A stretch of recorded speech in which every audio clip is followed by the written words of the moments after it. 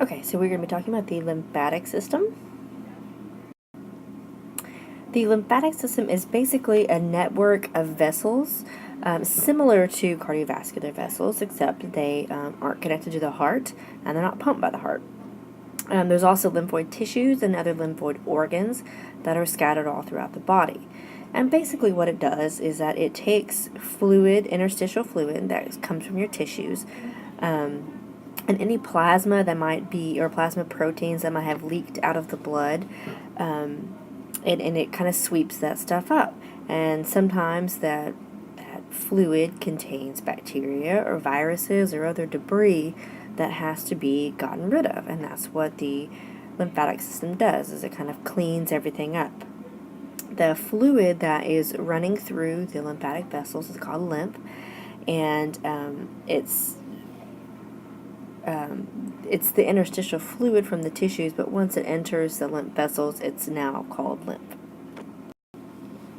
Okay, so you can see how it kind of is coupled alongside the cardiovascular system. So the stuff that is leaked from the venous system travels through the ducts and then the different lymphatic trunks. You can see they're called, what are called blind-ended. For example, right here, there is no connection to all of them, and some of them are kind of like a dead end. Others will travel through the lymph node and then through the different organs. And they also are intertwined strongly with the capillaries, and this is where it can really pick up a lot of the proteins and other plasma leakage from the tissues, or return the plasma back to the blood supply. The lymphatic vessels are different from the cardiovascular vessels in several ways. They're similar also, and one way they're similar is that they are a one-way system, kind of like the cardiovascular system, and it flows towards the heart. But one thing, they are very, very permeable, much more permeable than cardiovascular vessels. And permeable means that substances can easily pass through the lymphatic vessel walls into the lymphatic vessel. And there's also blind-ended capillaries in the cardiovascular system. The capillaries are not blind-ended. They're always hooked up to something else and connected in a big giant pathway that's all connected together. Whereas lymphatic vessels, you might have those dead ends. There are lymphatic collecting vessels and trunks and ducts, so they're all kind of connected together. The lymphatic capillaries are similar to blood capillaries with some certain modifications. And again, one of it is it's very permeable, and you want the fluid from the blood and from the tissues to easily be able to go into those lymphatic capillaries. They're loosely joined by endothelial mini valves, and they can withstand interstitial pressure while remaining open. So those valves will stay open again, so you want fluid to easily be able to travel into them. Those mini valves act as one-way gates to allow that fluid to come into the capillaries but not really flow back out, just like valves work in the cardiovascular system. Lymph capillaries also help absorb cell debris, pathogens, and even cancer cells, especially during inflammation. And they kind of cleanse and examine the debris, and there are white blood cells waiting to get rid of anything like a pathogen, a microorganism, or a cancer cell. Lymph is delivered into one of the two large trunks, so these are lymphatic trunks. You have the right lymphatic duct, which drains the right upper arm and the right side of the head and thorax. Then you have the thoracic duct, which arises from the cisterna chyli and drains the rest of the body. So the lymphatic system doesn't have a pumping organ, so it's not like the cardiovascular system, which has the heart. So the pressure inside the vessels is very low, and it's propelled because of how close it is to the nearby arteries. So those pulsating of the nearby arteries helps push the lymph through, and also contractions of the smooth muscle in the walls of the lymphatics. You've got lots of lymphoid cells which help with the immune response. The two big ones are the B cells and the T cells.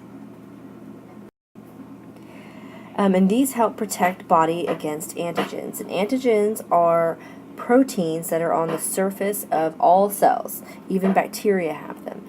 And they recognize those cells as either being you or something that's not you, some kind of foreign invader. And this can be bacteria, the toxins they secrete, viruses, or even if you've got red blood cells that don't match, or cancer cells. Cancer cells, even though they're your own body, they're kind of mutated, so they your immune system will hopefully recognize that and destroy them before it becomes deadly. T cells manage the immune response and attack and destroy foreign cells, whereas B cells are what produce antibodies. They produce plasma cells, which then secrete antibodies, and the antibodies bind to those antigens and kind of immobilize the effect of the bacteria or the toxin or the virus. You also have macrophages, which are phagocytes, and they kind of engulf and destroy, and they also kind of help activate the T cells.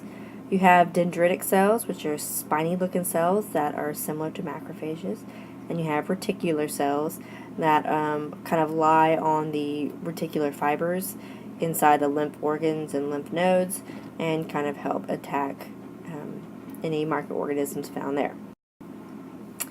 You can see the location of some of these lymph nodes in your, this is in your head. So they're kind of solid, spherical bodies, and often if you're sick, you'll feel them swell, like the tonsillar one right there. If your tonsils are swollen, that one tends to swell up. You have diffuse lymphatic tissue throughout every body organ, so you don't want to just have this stuff in lymphatic vessels, but it's kind of all over your body,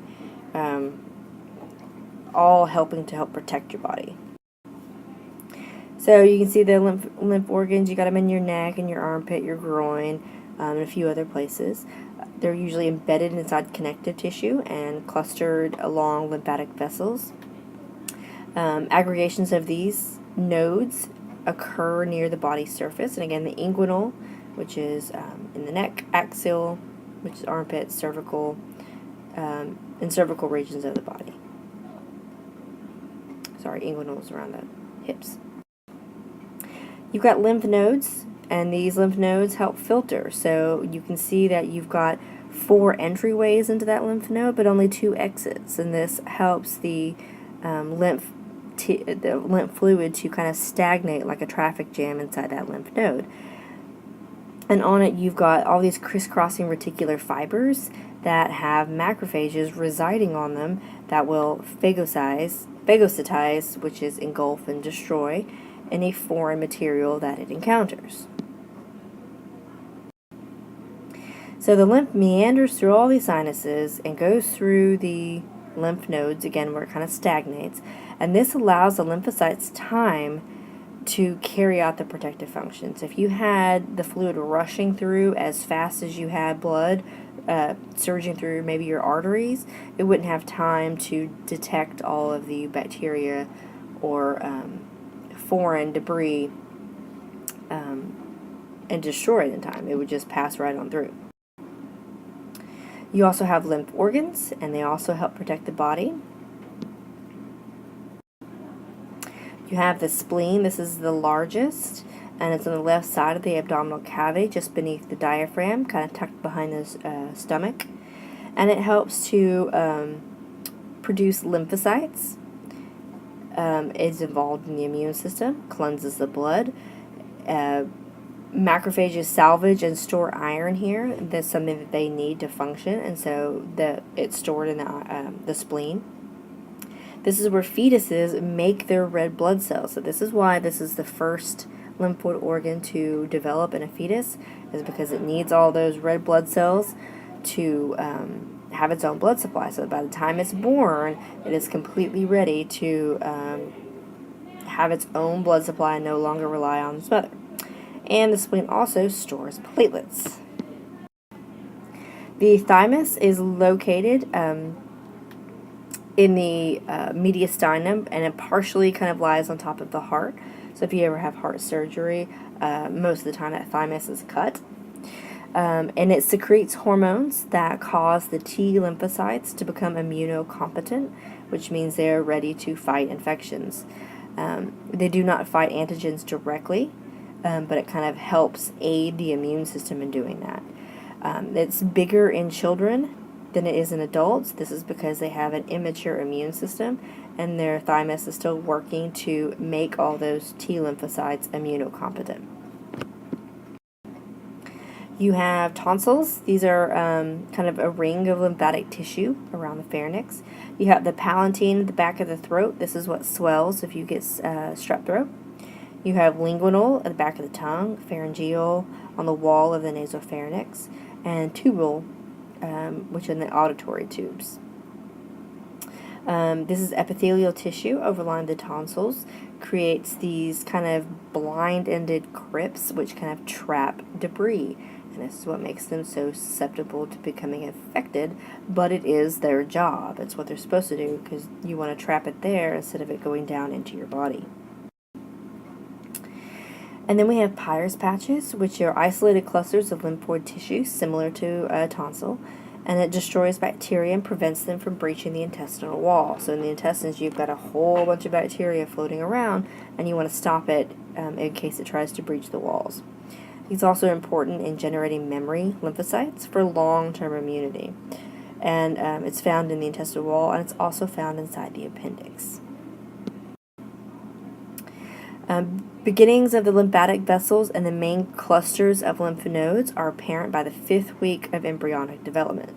So most of the time a mother may only just be finding out she's pregnant by this time, and the baby already has a developing lymphatic system. The thymus forms out of an outgrowth of the pharynx, and except for the spleen and tonsils, the lymphoid organs are typically poorly developed at birth, which is why newborns don't have the best immune system.